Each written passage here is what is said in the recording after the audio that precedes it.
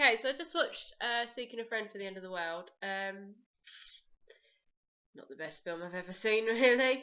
I mean, it did look like a decent film. I remember when it was previewed, so when it came on the TV the other day, I was like, yeah, gotta record that because it's been on my list for a while, things I want to watch, and it had its moments. I mean, the most kind of like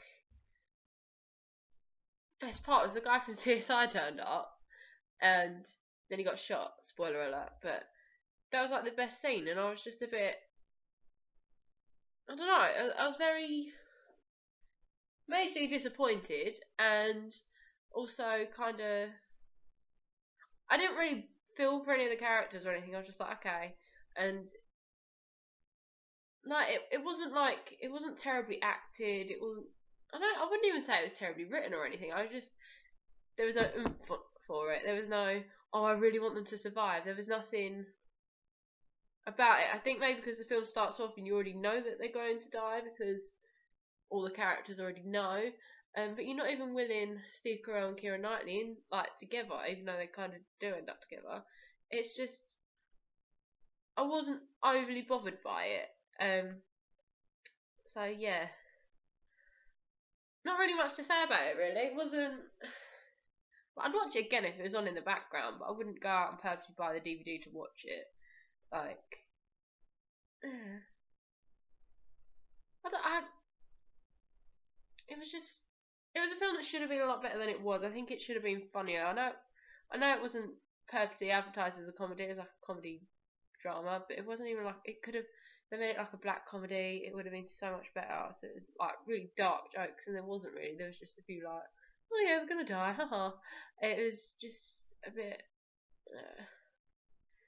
Didn't didn't mix well with me, I don't think. But yeah, if you want to check it out, go check it out. It's worth it to see what you think about it anyway. So yeah, that was Seeking a Friend for the End of the World, and now I'm watching Footloose. So I'll tell you about that in a minute. The 1980s version, because I've never watched it and never got round to it. So I'll let you know after. Okay, so I just finished Footloose. Considering it's such a classic, I was a bit disappointed. Like, I feel like it's a classic because of the soundtrack. Like, that soundtrack has so many classics in it. They're probably made classics because of that film. But by the way, it's the 1984 version. I love a good 80s film.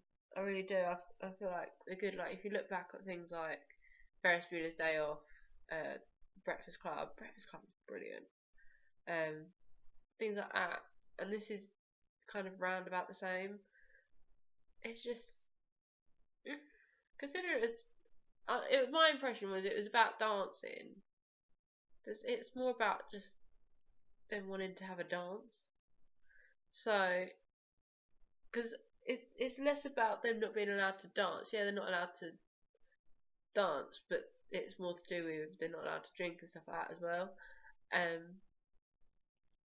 So I don't. I felt a bit let down, but maybe that's because of my perception of the plot. I think because obviously there's a stage show now. I think I'd probably prefer that, to be honest.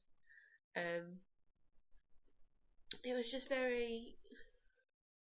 I don't want to say dated because I don't think it was dated. I think even just coming from my perspective, it was a bit of a not a silly plot, but a very maybe like naive, if that makes sense.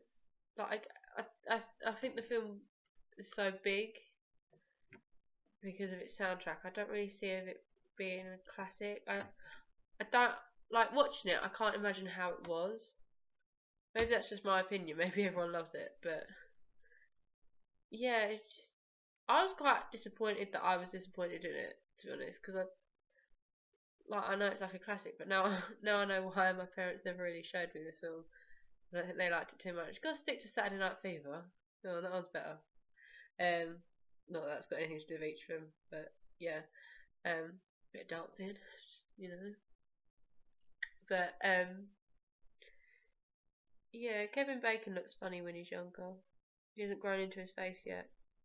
I didn't know Sarah Jessica Parker was in it, but she's in it. Not for long. Well, she's in it like the whole way, but she's not major, so it's alright. I just get a bit funny when I know Sarah Jessica Parker's going to be in something when she's younger. Because I saw this film of her and was she the ghost? There was a film where there was a ghost in it, and I think there was a horse, and it was really rubbish. It was like one of her first films. Anyway, it was awful. Don't watch it. I was like 15 when I saw it though. I can't remember. I just kind of dread anything she's in when she's young. Yeah, I'm annoyed that I'm disappointed in the film. I think because it's one of them films that's kind of classic. I can't help it because it's my type of film as well. So yeah, all the joys. Anyway, so they're the two films I watched tonight. Hope you enjoy my review. That isn't really much of a review, to be fair, because I didn't have much to say about either of them. But I promise my reviews will get better. It's just these two films I had nothing to say. So, haha.